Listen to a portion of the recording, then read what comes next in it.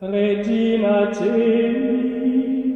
letare alleluia, quia memoris bonare, alleluia.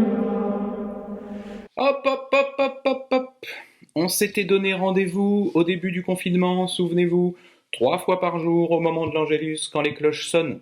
Ce qu'on a oublié de vous dire, c'est que depuis Pâques, ce n'est plus l'Angélus. Nous chantons, depuis Pâques, le Regina Celi. Toujours 3 fois par jour, toujours au moment où les cloches sonnent.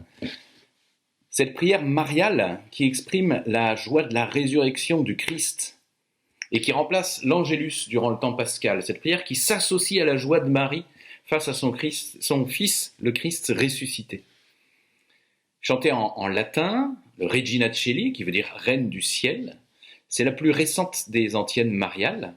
Elle remplace la prière de l'Angélus donc durant le temps pascal, depuis la veillée pascale jusqu'au dimanche de la Trinité, qui suit celui de la Pentecôte.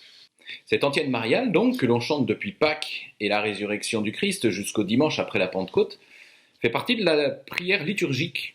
Chaque soir, après les complis, il y a une antienne mariale qui change dans l'année. Eh bien, celle du temps de Pâques, cette prière courte et simple, avec sa magnifique signification théologique, est l'une des plus belles expressions de la joie pascale.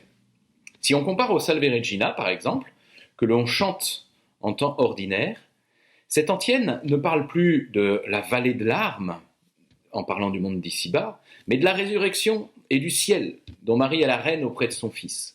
Si on compare à l'Angélus, que le Regina Celi vient remplacer 3 fois par jour durant le temps pascal, on note que si l'Angélus nous fait contempler toute l'année, matin, midi et soir, le mystère insondable de l'incarnation, eh bien, le Regina Celi nous invite, matin, midi et soir, à célébrer le mystère non moins grand, non moins insondable de la rédemption. Avec Marie, pendant l'année, nous rendons grâce pour le ciel qui s'est invité par son Fils sur notre terre. Avec elle, pendant le temps pascal, nous jubilons de la victoire de son Fils qui a vaincu la mort en offrant sa vie.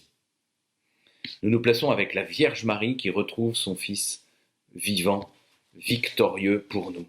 La tradition de chanter à Marie Reine du ciel, réjouis-toi remonte au XIIe siècle. Ce serait la communauté des franciscains qui l'aurait propagée.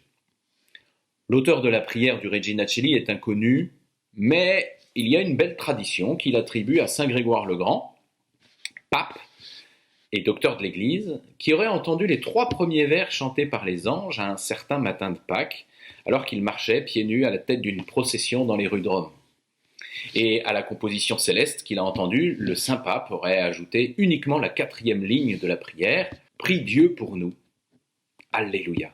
Cette prière se déroule comme ceci, voilà ce que l'on chante, je vous en donne la traduction française, vous la trouverez aussi sous cette vidéo, et vous allez en entendre après le chant grégorien. Reine du ciel, réjouissez-vous, Alléluia, car celui que vous avez mérité de porter en vous, Alléluia, est ressuscité comme il l'a dit. Alléluia. Priez Dieu pour nous. Alléluia. Puis il y a le verset. Soyez dans la joie et l'allégresse, Vierge Marie. Gaude et laetare, Virgo Maria. Alléluia. Parce que le Seigneur est vraiment ressuscité. Alléluia. Cette prière finit, comme celle de l'Angélus, par une oraison dont je vous donne la traduction aussi ici. Ô Dieu qui, par la résurrection de votre Fils, notre Seigneur Jésus-Christ, avait bien voulu réjouir le monde, faites, nous vous en prions, que par la Vierge Marie, sa mère, nous parvenions aux joies de la vie éternelle, par le Christ, notre Seigneur. Amen. Regina Celi, letare